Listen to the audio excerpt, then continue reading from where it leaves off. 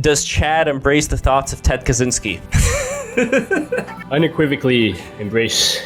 I was asked after Ted Kaczynski died, I was on a live stream and somebody said, "What are your disagreements?" I said, "None. I don't think I can think of any." Well, I mean, with the philosophy. We're not talking about the man's actions, but the philosophy, the rationalized description of technology, can't think of anything that I disagree with. I might supplement it a little bit with the thought of John Michael Greer or somebody like that, but I don't disagree with what he said specifically about technology. In your opinion, Chad, between you and Noah, like, where would you say the big issue here is, if you can, like, pinpoint it? I remember taking a look at Noah's article before the live stream today, mentioning something along the lines of technology and humanism are very closely interlinked.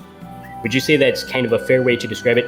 Technology and humanism go hand in hand. Is that correct? No, I have faith in humans to do the right thing with the powers that they're given. The problem, from my perspective, with that description is that humanism, at least in the Nietzschean sense, man is the only measure of values. There's not these pre-given a priori eternal, like Platonist values, which are beyond, that we're held accountable to insofar as there's values, they're Agreed. Products of humans willing them into existence.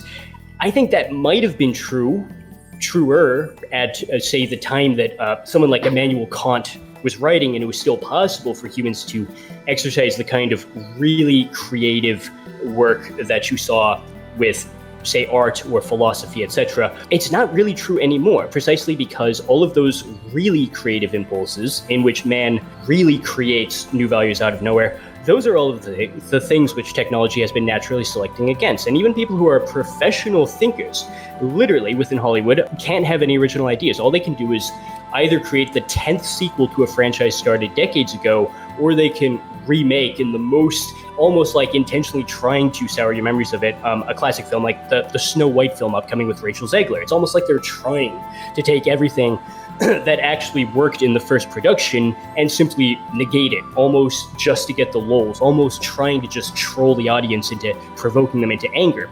And that's something which I think maybe it's just a very cynical front that they put over their complete inability to think. So even if you look at the best examples of humanism in the sense of people willing their own values into existence, at the forefront of that being art and philosophy, well, they both kind of disappeared. At this point, philosophy departments in the West are basically just cheerleaders for physicalism. The idea, well, we don't have any answers, but those guys down the hall working on string theory, talk to those guys. They have all the answers, because we philosophers simply admit we don't know anything.